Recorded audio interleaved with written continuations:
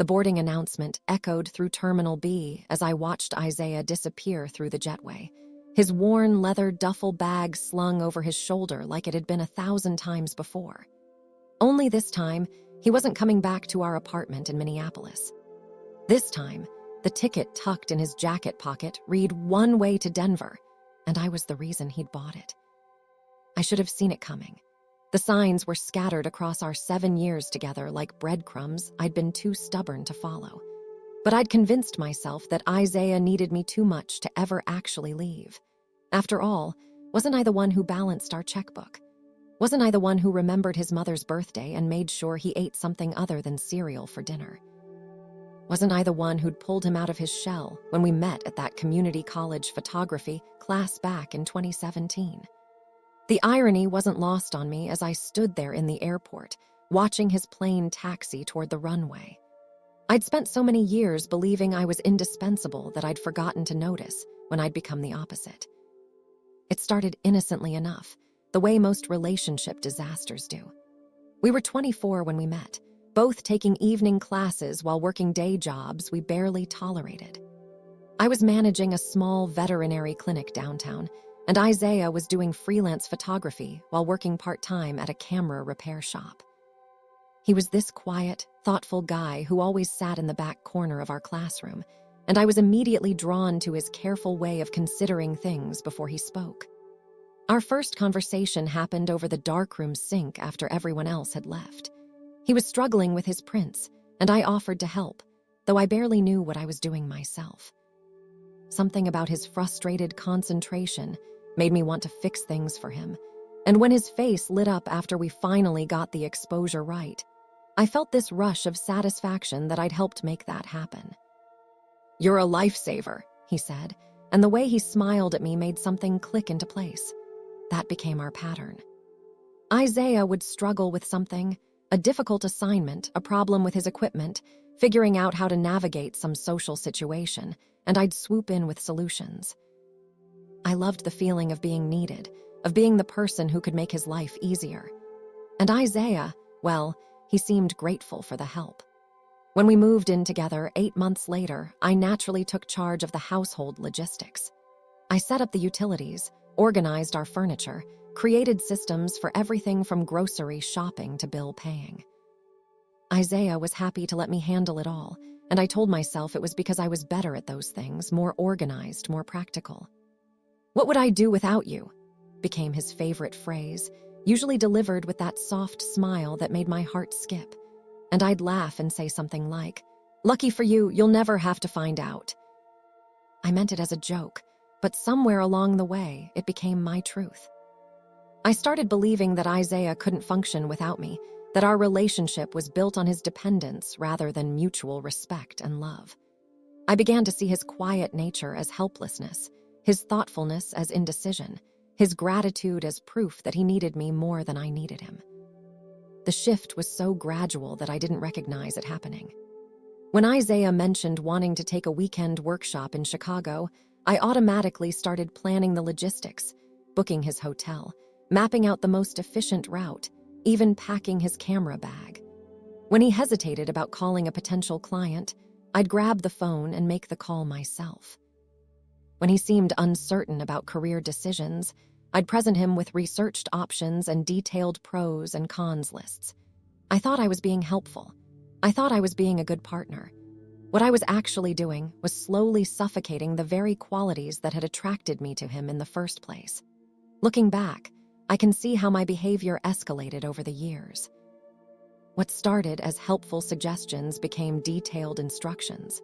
What began as offering to handle small tasks became taking over entire aspects of his life. By our 3rd year together, I was screening his phone calls, responding to his emails, and even choosing his clothes for important meetings. I told myself he appreciated the help, but I realize now that I never actually asked him if he wanted it. The most telling incident happened during our 4th year together, when Isaiah's grandmother passed away. He was devastated. She'd been the one who'd first given him a camera, who'd encouraged his artistic pursuits when the rest of his family saw photography as an impractical hobby. I watched him receive the phone call about her death, saw his face crumple with grief, and my immediate instinct was to take charge of everything. Within hours, I'd called his workplace to arrange time off, booked his flight home, researched funeral homes in his hometown, and even started drafting a eulogy because I was worried he'd be too emotional to speak clearly. When I presented him with the itinerary I'd created, complete with backup plans and contingency arrangements, he stared at it with an expression I couldn't read. "Val," he said quietly, "this is my grandmother's funeral. Don't you think I should be the one handling the arrangements?" I felt stung. "I'm just trying to help. You're grieving, and you thought I couldn't handle it myself." His voice was flat, emotionless in a way that scared me. "You thought I needed you to manage my own grief." The accusation felt unfair. I was trying to support him during a difficult time, trying to take care of practical matters so he could focus on processing his loss. But something in his tone made me defensive rather than empathetic. "Fine," I said, hurt by his apparent ingratitude. "Handle it yourself then. See how that works out for you." He did handle it himself. He made his own arrangements, wrote his own eulogy, and dealt with his family's logistics without any help from me. And he did it beautifully, with a quiet competence that I'd somehow convinced myself he didn't possess. Watching him deliver that eulogy, seeing the way he comforted his relatives and managed the complex emotions of the day, I felt a confusing mix of pride and resentment. Pride that he'd handled everything so well, and resentment that he'd apparently never needed my help in the first place. That should have been my wake-up call. That should have been the moment I realized I'd been solving problems that didn't need solving, managing a person who was perfectly capable of managing himself. Instead, I doubled down on my conviction that Isaiah simply didn't appreciate how much I did for him. The pattern continued and intensified. I started making decisions for both of us without consulting him first, assuming I knew what he'd want or need. I'd accept social invitations on his behalf, decline opportunities I thought wouldn't be good for him, and even rearrange his schedule when I thought he was overcommitting himself. When he'd express frustration about these choices, I'd point out how much thought I'd put into them, how I was only looking out for his best interests. "You don't trust me to make good decisions," he said one evening after I'd turned down a photography gig on his behalf because I thought the client seemed unreliable. "Of course I trust you," I replied automatically. "I just have experience dealing with difficult clients, and I could tell this one was going to be a problem. But you didn't even ask me what I thought. I didn't need to. I could see the red flags from a mile away." He was quiet for a long moment, and then he said something that should have shattered my certainty. "What if I wanted to take the job anyway? What if I wanted to learn how to handle difficult clients myself, even if it meant making mistakes?" The question made me uncomfortable in a way I couldn't articulate. The idea of Isaiah making mistakes, of him struggling with something I could have prevented, felt wrong to me. I'd built my entire identity around being the person who smoothed his path, who anticipated problems and solved them before they could affect him. The thought of stepping back and letting him navigate challenges on his own felt like abandoning him. "Why would you want to make things harder for yourself?" I asked, genuinely confused. "Because that's how you grow," he said. "That's how you learn to trust yourself." I didn't understand what he meant then. I couldn't fathom why someone would choose struggle over security, why they'd want to handle something themselves when they had a partner willing to handle it for them. It seemed like stubbornness, like pride getting in the way of practicality. But I see now that Isaiah was trying to tell me something crucial about autonomy, about the importance of facing challenges independently. He was trying to explain that my help, however well-intentioned, was preventing him from developing confidence in his own abilities. He was trying to tell me that he needed to believe in himself, and that my constant intervention was making that impossible. The cracks started showing around our 5th year together. Isaiah began pushing back on my help, gently at first, then more firmly. He'd insist on handling his own client communications, on making his own travel arrangements, on figuring out problems before asking for my input. I interpreted this as ingratitude, as him being difficult just to be difficult. "I'm just trying to help," I'd say, frustrated when he'd redo something I'd already taken care of. "Why are you making this harder than it needs to be?" "Because I need to do it myself, Val," he'd reply, and I'd hear the strain in his voice. "I need to figure some things out on my own." But I didn't listen. I couldn't understand why he'd want to struggle with something when I could solve it in half the time.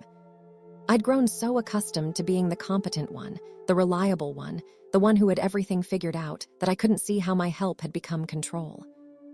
The real wake-up call came last spring, during what should have been a celebration. Isaiah had just landed his biggest photography contract to date, a series of promotional shoots for a local restaurant chain.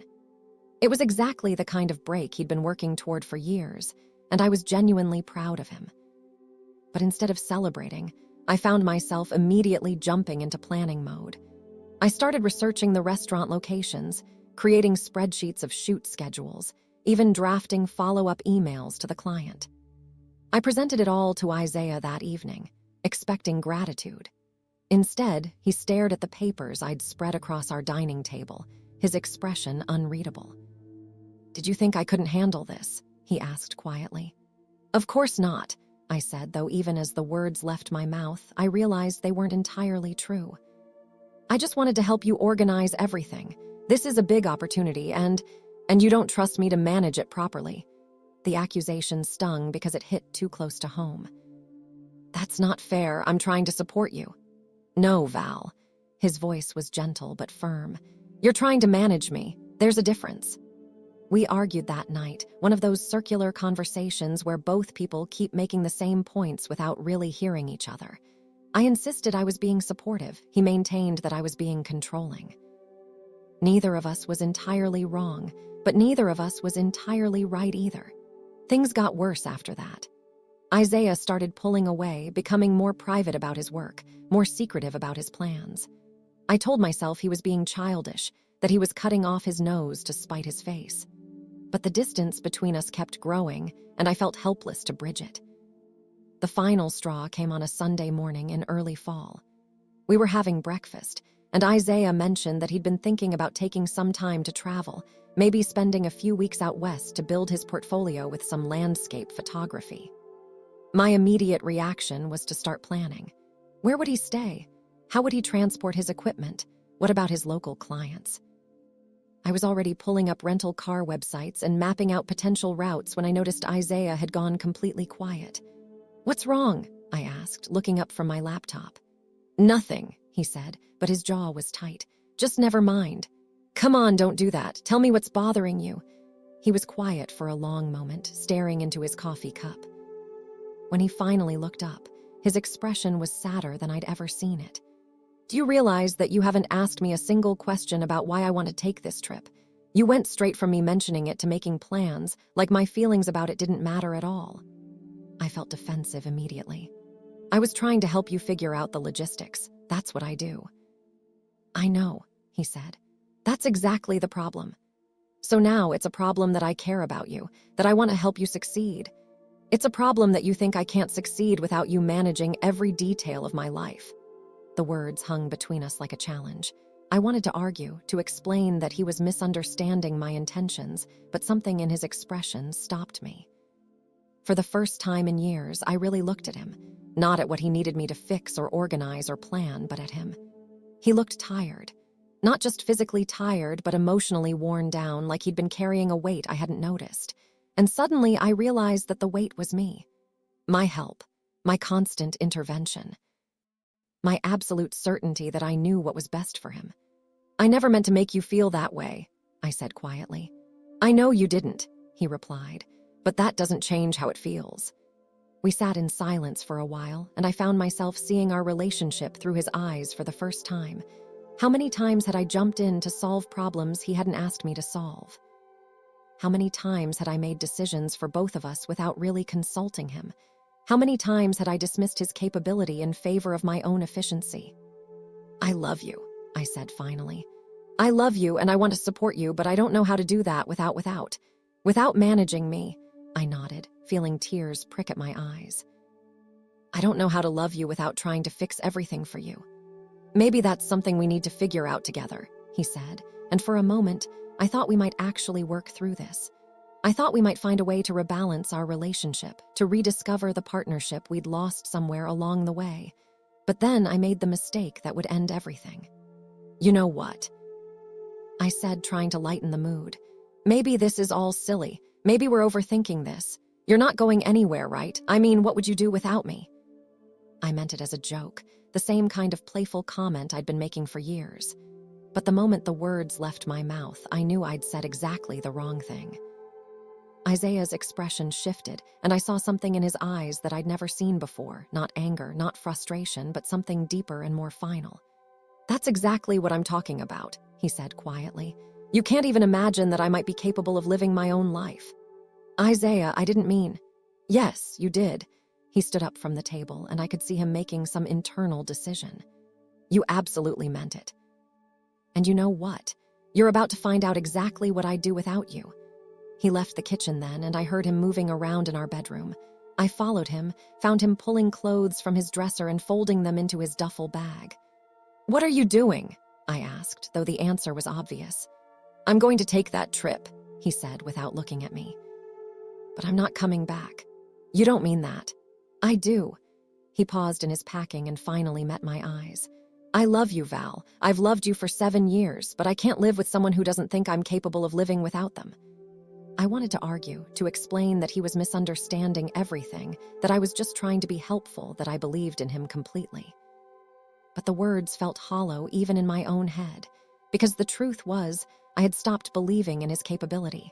I had started seeing him as someone who needed me to function, rather than someone who chose to be with me.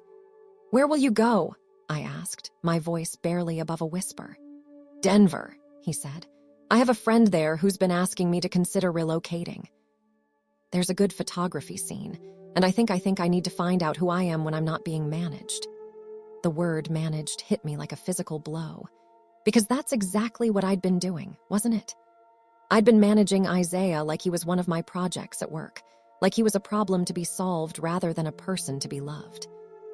He finished packing in silence, and I watched him, memorizing the careful way he folded his clothes, the gentle way he handled his camera equipment. All the things I'd been doing for him, he'd been perfectly capable of doing himself. I'd just never given him the chance. I'm sorry, I said as he zipped up his bag. I'm sorry for making you feel like I don't believe in you. I know you are, he said, but sorry doesn't change 7 years of behavior, Val, and I can't keep living like this. What if I changed? What if I learned to step back, to let you handle things yourself? He looked at me with such sadness that I almost started crying right there. Maybe you could, he said, but I need to find out who I am without you first. I need to remember what it feels like to trust myself, to solve my own problems, to succeed and fail on my own terms. And then, I don't know, maybe then we could figure out how to be together as equals instead of as manager and managed. The next few hours passed in a blur. Isaiah called his friend in Denver, booked a flight, made arrangements for his equipment to be shipped. I watched him handle all the logistics himself, efficiently and competently, and I felt sick realizing how capable he'd always been. I just never stepped back long enough to see it. He left the next morning, and I drove him to the airport even though he said he could take a rideshare. It was the last thing I'd be able to do for him, and I selfishly wanted those final minutes together. Will you call me? I asked as we sat in the departure area. Eventually, he said. But not right away. I need some time to figure things out. How much time? I don't know, Val, however long it takes. I wanted to push, to ask for specifics, to try to manage this situation like I'd managed everything else, but I forced myself to nod and accept the uncertainty. I love you, I said as they called his flight. I love you too, he replied. That's why I have to go. And then he was gone, and I was standing in an airport terminal, watching the plane that carried the man I loved disappear into the sky. That was 4 months ago. True to his word, Isaiah didn't call right away. I got a single text 2 weeks after he left, letting me know he'd arrived safely and was settling in. Nothing more. I wanted to respond with a dozen questions. Where was he staying? How was the photography scene? Had he found work? Was he happy? But I managed to simply write back. Glad you're safe. Take care of yourself. It was the hardest text I'd ever sent, because every instinct I had was screaming at me to fix this, to find a solution, to make a plan for getting him back.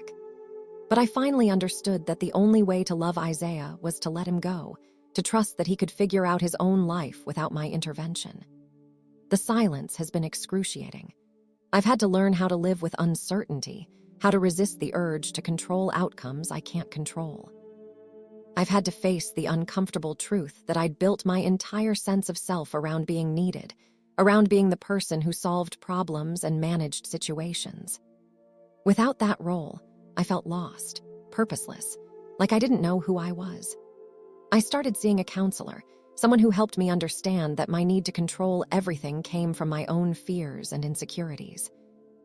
I'd been so afraid of being abandoned that I'd tried to make myself indispensable, but in doing so, I'd made myself unbearable. I'd loved Isaiah so anxiously that I'd forgotten to love him freely. Learning to step back has been the hardest thing I've ever done. I've had to resist the urge to reach out to him, to check on him, to offer help with his transition. I've had to trust that he's capable of building a new life without me, the very thing I'd been unable to believe for 7 years. But slowly, painfully, I'm starting to understand what he meant about needing to find out who he is without me. Because I'm discovering who I am without him to manage, and it's someone I'm not sure I like very much.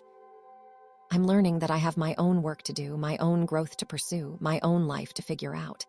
Last week, I got a postcard from Denver, just a picture of the mountains and a single line, learning to trust myself. Hope you're doing the same.